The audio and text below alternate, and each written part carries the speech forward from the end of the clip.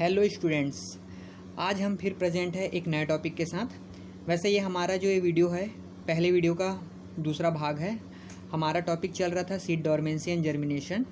तो हमने पहले देख चुका है पहले वीडियो में कि सीड क्या होता है, उसका निर्माण कैसे होता है, कितने प्रकार के होते हैं और वो अलग अलग प्रकार से होते हैं, उसके हमने टाइप्स देख लिए हैं। तो चलिए आज हम देखते हैं, हमारा आज का नया टॉपिक है seed dormancy. Seed dormancy, seed dormancy को हिंदी में क्या कहा जाता है? बीज प्रसुप्ति। तो मैं आपको पहले क्लियर कर दूं एक लाइन में, सीड डोरमेंसी का मतलब ये होता है कि जो सीड क्या होता है, जो जर्मिनेट होता है ना, तो ऐसे सीड जो जर्मिनेट नहीं होते हैं उन्हें ही क्या कहा जाता है? सीड डोरमेंसी कहा जाता है। तो चलिए अब इसको समझते हैं कि आखिर ऐसी क्या प्रोसीजर हो जाती है जिसके कारण इसमें सीड डोरमेंसी की अवस्था आ जाती है। तो हम सभी को पता है कि किसी भी प्लांट में क्या होते हैं कि जो फ्लावर जो होता है, फ्लावर उस प्लांट का क्या होता है? रिप्रोडक्टिव ऑर्गन्स होता है, मतलब कि प्रजनन अंग होता है। मतलब कि फ्लावर से ही क्या होगा कि रिप्रोडक्शन की क्रिया होगी, फिर सीड बनेगा, एक न्यू प्लांट बनेगा। ये सबको पता है। आप सभी को पता है कि यहाँ पे कितने गैमेट्स होते हैं? 2 गैमेट्स होंगे, मेल गैमेट्स और क्या होता है? Female gametes.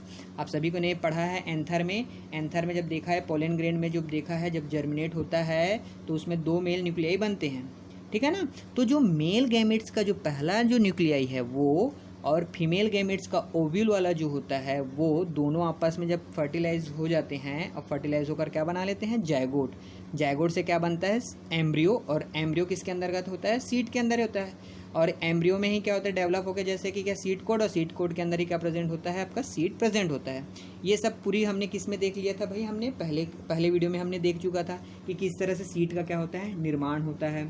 ठीक उसी तरह अब क्या होता है कि मेल गैमेट्स में मैंने बताया कितने न्यूक्लियाई होते हैं? 2। तो एक तो क्या किया? फर्टिलाइजेशन कर लिया। जो बचा हुआ जो मेल न्यूक्लियाई होता है वह क्या करता है? एम्ब्रियो से के जो सेकेंडरी न्यूक्लियस से पोलर न्यूक्लियाई के साथ फ्यूज होता है, फर्टिलाइज फिर से होता है, मतलब कि उसमें फर्टिलाइजेशन फिर से हुआ, मतलब डबल हुआ। तो इसलिए इस प्रक्रिया को क्या बोलते हैं? Double fertilization. तो डबल फर्टिलाइजेशन के फलस्वरूप क्या बनाता है? वो प्राइमरी एंडोस्पर्म न्यूक्लियस का निर्माण करता है। तो ये प्राइमरी एंडोस्पर्म जो न्यूक्लियस जो होता है, यह क्या करता है? एक न्यूट्रिएंट की भांति कार्य करता है। और किसमें चला जाता है? वो किसको देता है? वह एम्ब्रियो को चला जाता है। और जब पूरी प्रक्रिया, जब बीज का निर्माण हो जाता है, तो बीज जैसे जैसे डेवलप होते जाता है, जब बीज जर्मिनेट हो जाता है तो एंडोस्पर्म भी क्या हो जाता है? उसमें न्यूट्रिशन की क्या हो जाती है? कमी हो जाती है, मतलब एंडोस्पर्म नष्ट हो जाते हैं। ये सब बातें हमने पुराने वीडियो में देख चुका था कि किस में एंडोस्पर्म होता है, किस में एंडोस्पर्म नहीं होता है। तो ऐसे स्टूडेंट जिन्होंने अभी तक ये हमारा पुराना वीडियो नहीं देखा है तो वो हमारा प्रीवियस वीडियो देख ले, जिसमें मैंने पूरे सीड के बारे में उनको एक्सप्लेन किया था। चलिए आगे बढ़ते हैं। क्या होता है, आप सभी को पता है कि जो बीज जो होते हैं, यानी कि जो सीड जो होते हैं, प्रायः अपने जो मदर प्लांट, मतलब जो मेन जो प्लांट होता है, जब वो डेवलप होता है तो उसके जो मदर प्लांट होते हैं ना, उनसे अलग होने के फलस्वरूप ही क्या होते हैं? जर्मिनेट होते हैं, ठीक है ना। ये सबको पता है कि भाई जैसे कि जो प्लांट है उसमें क्या पाना? सीड। तो वो सीड जो होता है अपने मदर प्लांट से क्या होता है? अलग होता है, और अलग होने के फलस्वरूप ही क्या होता है? वह जर्मिनेट होता है। लेकिन कई ऐसे प्लांट होते हैं जैसे कि राइजोफोरा। राइजोफोरा में क्या होता है कि इस प्रकार के जो प्लांट होते हैं ना, इनके प्लांट के जो सीड होते हैं अपने मदर प्लांट से अलग हुए बिना ही क्या होते हैं? ये मात्र पौधे में अपने मदर प्लांट में क्या होते हैं? लगे ही रहते हैं, सीड लगे ही रहते हैं। और लगे लगे रहते ही क्या होता है? वह अंकुरित हो जाते हैं, यानी कि जर्मिनेट हो जाते हैं। और जब ये अंकुरित हो जाते हैं या जर्मिनेट हो जाते हैं, उसके फलस्वरूप, जर्मिनेट होने के फलस्वरूप ही क्या होते हैं? वो फिर दलदली वाले भागों में गिर जाते हैं, क्योंकि राइजोफोरा उसी इलाकों में पाया जाता है। और फिर जर्मिनेट तो हो चुका रहता है, तो फिर वह फिर डेवलप होकर रूट सिस्टम और क्या करता है? शूट सिस्टम का निर्माण करते हैं। तो ऐसे सीड जो अपने मदर प्लांट में रहते हुए ही क्या हो जाते हैं? जर्मिनेट हो जाते हैं, उन्हें क्या कहा जाता है? विविपैरी कहा जाता है। क्या कहा जाता है? विविपैरी कहा जाता है। ध्यान रखिएगा, जो मदर प्लांट में रहते ही जर्मिनेट हो जाता है वह विविपैरी कहलाता है। जैसे यहाँ पे कुछ एग्जाम्पल मैंने लिखा है, जैसे मेज, वीट, बार्ली, पैडी। मतलब कि आपका क्या हो गया? मक्का, गेहूं, ज्वार, और क्या हो गया आपका? जौ, और क्या हो गया? धान। ये जो बीज होते हैं ना, ये जब क्या होते हैं? किसी अपने मदर प्लांट से क्या हो जाते हैं? जब अलग हो जाते हैं और वहाँ की जो सॉइल क्या होती है, जैसे ही संपर्क में आते हैं तो क्या कर लेते हैं? डायरेक्टली क्या करते हैं? वह जर्मिनेशन की क्रिया को शो ऑफ करते हैं। परंतु क्या होता है कि कई ऐसे पौधों में क्या होता है, सीड का निर्माण क्या होता है, वह सीड जैसे ही बनता है ना, और सीड बनते ही उसमें अंकुरन की क्षमता को क्या करता है, प्रदर्शित नहीं कर पाता है। मतलब कहने का मतलब ये है कि कुछ ऐसे भी प्लांट होते हैं, मतलब कि पौधों में बीज अपने निर्माण के, मतलब जैसे सीड के निर्माण के तुरंत बाद ही, जैसे सीड बना और तुरंत ही क्या होता है, अंकुरन की क्षमता को प्रदर्शित नहीं करते हैं। क्यों नहीं करते हैं? क्योंकि इस प्रकार के जो प्लांट होंगे उनमें क्या होगा, एम्ब्रियो का जो है डेवलपमेंट क्या हो जाएगा, वह रुक जाएगा। या फिर ये हो सकता है कि उस प्लांट में जो है, सीड में जो है, किसकी कमी हो जाएगी, जल की कमी हो जाएगी। या फिर ये भी हो सकता है क्योंकि उस सीड में क्या होता है, मेटाबॉलिटिक जो होती है, उपापचयिक जो क्षमता होती है, कुछ समय के लिए क्या हो जाती है, रुक जाती है। तो रुक जाती है तो सीधी सी बात है कि भाई अब जब रुक जाती है तो सीधी सी बात है कि वो जर्मिनेट नहीं होगा। अगर मैं इसको दूसरे शब्दों में कहूँ कि पूरी परिस्थितियाँ अनुकूलित हैं, सभी परिस्थितियाँ क्या हैं, अनुकूलित हैं, उसके बावजूद भी बीज क्या हो रहे हैं, अंकुरित नहीं हो पा रहे हैं, तो इसी अवस्था को ही क्या कहा जाता है, इसी अवस्था को कहा जाता है क्या, सीड डॉर्मेंसी। क्या कहा जाता है, सीड डॉर्मेंसी। अगर मैं पारिभाषिक शब्दों का यूज़ करूँ तो समस्त अनुकूल परिस्थिति होने के पश्चात भी कुछ आंतरिक, मतलब इंटरनल फैक्टर और कुछ इन्वायरमेंटल फैक्टर के कारण सीड जो है वह अंकुरित नहीं हो पाते हैं। तो यही जो प्रक्रिया होती है, यही प्रक्रिया क्या कहलाती है, डॉर्मेंसी कहलाती है। और फिर यही जो डॉर्मेंसी होती है, यह जो डॉर्मेंसी का जो टाइमिंग होता है, मतलब कि कुछ समय तक ही क्या होते हैं, डॉर्मेंट होते हैं। कई ऐसे सीड होते हैं बहुत समय तक के डॉर्मेंट होते हैं, मतलब कि उसमें जर्मिनेट नहीं होता। तो मान के चलो कोई सीड है, सीड बना और वो उसके डॉर्मेंट होने में तक के क्या हो गया, 5 साल। तो मतलब बनने से 5 साल की जो अवस्था होती है वह डॉर्मेंट पीरियड कहलाता है। और फिर डॉर्मेंट पीरियड कहलाता है। और आप सभी को मैं बता दूं कि ये डॉर्मेंसी क्यों होगा, बताया था, या तो सीड में कोई इंटरनल फैक्टर होगा, या तो कुछ इन्वायरमेंटल फैक्टर के कारण सीड जो है क्या होते हैं, जर्मिनेट नहीं हो पाते हैं।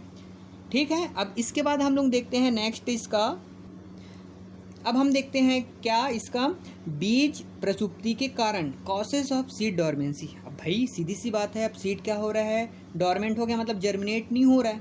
तो भाई जर्मिनेट नहीं हो रहा है तो क्यों नहीं हो रहा है, सब तो हमको उसका कारण का पता लगाना पड़ेगा भाई। तो कारण का जब पता लगाते हैं तो देखते हैं कि इसमें क्या कैसे कारण पाए जाते हैं। तो देखते हैं सबसे पहला कारण क्या है। सबसे पहला कारण क्या लिखा हुआ है, प्रतिरोधी एवं अपारगम्य बीज कवच, resistance and impermeable seed coat. जैसे कि आपको मैंने बताया था सीड कोट के बारे में। तो क्या होता है, कुछ ऐसे प्लांट्स होते हैं, मतलब कुछ प्लांट्स बोल सकते हो, या कुछ ऐसे फैमिली के प्लांट्स होते हैं, जैसे कि आपका हो गया लेग्यूमिनेसी, मालवेसी, चिनोपोडिएसी या सोलेनेसी। इनके जो बीज में जो उपस्थित जो सीड जो होते हैं ना, उसके सीड कोट अत्यंत ही क्या होते हैं, कठोर होते हैं। मतलब जो सीड कोड, मतलब ये सीड हुआ और इसके चारों ओर पाया जाने वाला आवरण, सीड कोड, तो वही वाला जो भाग होता है वह अत्यंत क्या होता है, वह कठोर होता है। और पानी के लिए क्या होता है, अपारगम्य होता है, इम्परमिएबल, मतलब उसके अंदर पानी जो है इंटर नहीं कर पाता है। तो ऐसे जो सीड होते हैं वो बहुत समय तक मिट्टी में पड़े रहते हैं और जब तक कि क्या हो जाते हैं, इनमें जो माइक्रो ऑर्गेनिज्म क्रिया के द्वारा क्या हो जाते हैं, नष्ट नहीं हो जाते हैं, तब तक ये पड़े रहते हैं। फिर जब इनमें किसी भी प्रकार की हलचलें, मतलब कुछ एक्टिविटीज़ होगी, तभी क्या हो पाएंगे, जर्मिनेट होंगे। तो कहने का तात्पर्य कि ऐसे सीड जिनका सीड कोड क्या होगा, प्रतिरोधी होगा, मतलब कि वो कठोर होगा, और वाटर के प्रति क्या होगा, इम्परमिएबल होगा, मतलब अंदर की ओर इंटर नहीं कर पाएगा, जिसके कारण सीड जो है वह जर्मिनेट नहीं हो पाता है। ठीक, दूसरा पॉइंट है हमारा बीज कवच का ऑक्सीजन के लिए अपारगम्य होना, मतलब कि seed coats impermeable to oxygen. अब इसमें भी ऐसा नहीं है कि सभी प्रकार के में ना ध्यान देंगे कि सभी प्रकार के में नहीं होता, कुछ ऐसे प्लांट्स के सीड हैं जो जर्मिनेट नहीं होते हैं, तो उनके एग्जाम्पल दिए जा रहे हैं। तो कुछ ऐसे पौधे हैं जैसे कि आपका है इसमें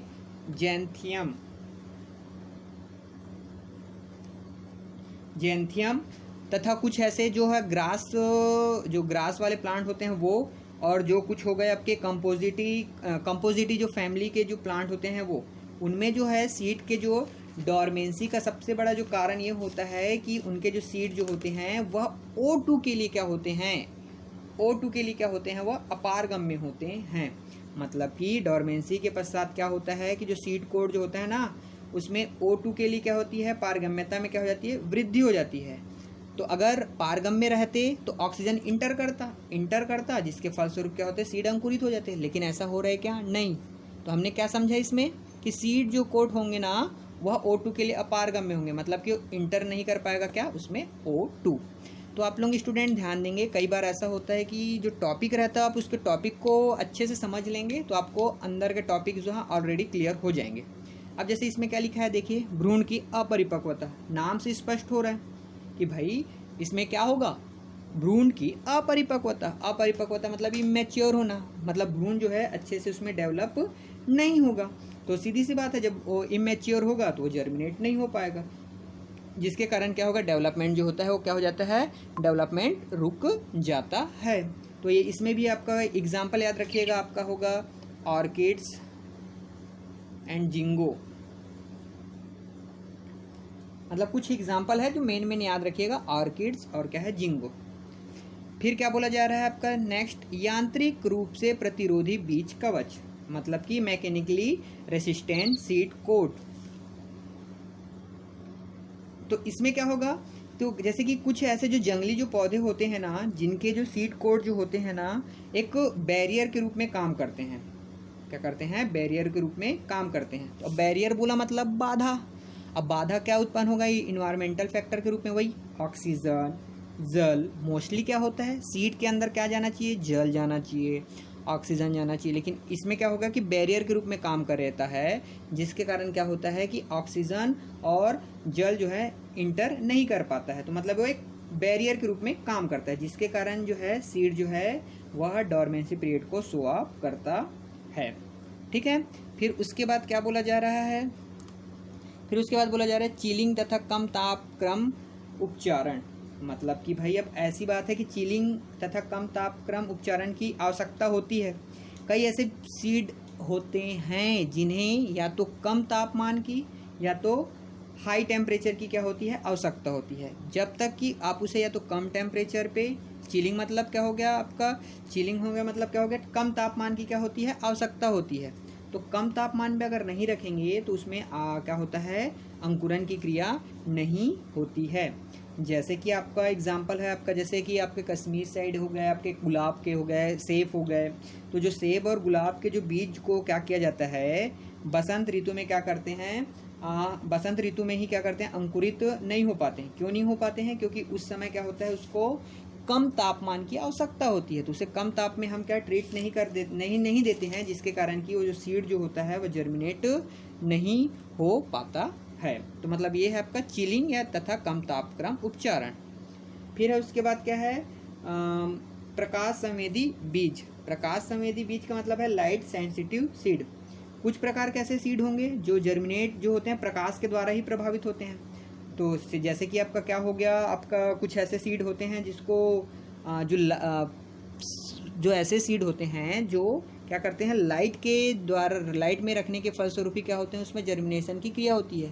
तो ऐसे सीडों को अगर हम लाइट को प्रोवाइड नहीं करते हैं तो उसमें क्या होता है, वह जर्मिनेट नहीं होते हैं। जैसे कि आपका सलाद या बिगनोनिया जो होते हैं, जैसे एग्जांपल समझिए, बिगोनिया जो होते हैं आपके, बिगोनिया जो प्लांट होते हैं, उस प्लांट के जो सीड होते हैं ना, उसको जर्मिनेट होने के लिए कम से कम जो होते हैं उसे 12 घंटे जो है प्रकाश की आवश्यकता होती है। अगर ऐसे सीड को अगर हम 12 घंटे प्रकाश ना दें तो सीधी सी बात है कि उसमें सीड जो है जर्मिनेट नहीं होगा। नेक्स्ट है आपका क्या, अंकुरण निरोधक पदार्थों की उपस्थिति। मतलब सीधी सी बात क्या बोल रहे हैं, अंकुरण निरोधक पदार्थों की उपस्थिति। कुछ ऐसे प्लांट भी प्रेजेंट होंगे जिसके कारण क्या हो गया, वो जर्मिनेट होने के लिए क्या होंगे, जर्मिनेट जब होते रहेगा उसमें निरोध उत्पन्न करेगा, मतलब निरोध करेगा मतलब उसमें कोई बाधा उत्पन्न करेगा, जिसके कारण की क्या होता है कि उसमें वृद्धि जर्मिनेशन की क्रिया नहीं होती है। फिर लास्ट टॉपिक है क्या, आफ्टर राइपेनिंग। आफ्टर राइपेनिंग का मतलब ये होता है कि आफ्टर राइपेनिंग का मतलब ये होता है कि कुछ ऐसे जो बीज होते हैं, एक जो अंकुरन से पहले कुछ समय के लिए शुष्क तापमान में रखना आवश्यक होता है, और शुष्क तापमान में रखने के फलस्वरूप ही क्या होता है, उसमें जर्मिनेशन की क्रिया होती है। तो आफ्टर राइपेनिंग किसे कहा जाएगा, शुष्क अवस्था के फलस्वरूप, मतलब ड्राई फेज में रखने के फलस्वरूप ही एम्ब्रियो का जर्मिनेशन होना ही क्या कहलाता है, आफ्टर राइपेनिंग कहलाता है। और यह बीज में कब होता है, यह जिब्रेलिन की अल्प उपस्थिति के कारण होता है।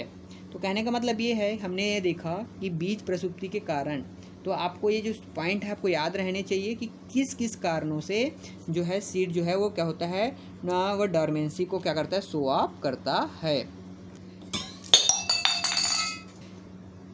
चलिए अब देखते हैं method of removing seed dormancy, क्योंकि आप सभी को पता है कि ऐसा कोई समस्या, अगर कोई समस्या है तो उसका निदान भी होता है। तो अब हमारा समस्या ये है कि भाई सीड जो है क्या हो रहा है, जर्मिनेट नहीं हो रहा है, मतलब डॉर्मेंट पीरियड में है। तो अपने को अब क्या करना है, कुछ ऐसे उपाय करना है जिसके फलस्वरूप हमारा सीड क्या हो सके, जर्मिनेट हो सके। तो देखते हैं कौन कौन से ऐसे मेथड हैं। तो देखिए पहला मेथड है आपका क्या, खरोचन विधि। आप सभी को पता है कि खरोचन विधि, खरोचना मतलब, तो खरोचना मतलब ये होता है कि जो सीड को क्या होते हैं, सीड जो होते हैं क्या इम्परमिएबल हो जाते हैं, कठोर हो जाते हैं, इसलिए हमने उसको कारण में पढ़ा। अब उपाय ये है भाई कि हम सीड को क्या कर देते हैं, खरोच देते हैं। तो वही क्या कहलाता है, आपका खरोचन विधि कहलाता है। आप सभी ने देखा होगा कि जैसे कि जब हम धनिया के जो सीड होते हैं, जब उसको हम बोते हैं, तो धनिया को सीड को बोने से पहले हम कुछ हैवी चीज़ से क्या कर देते हैं, ज़मीन में क्या करते हैं, रगड़ उत्पन्न करते हैं, उसको क्या प्रेस करते हैं, मतलब खरोचते हैं, ताकि उसके जो सीड कोट में अगर जो सीड कोट जो क्या कठोर और इम्परमिएबल होते हैं वो क्या हो जाए, नष्ट हो जाए। ठीक है। फिर क्या था, कम ताप उपचार द्वारा।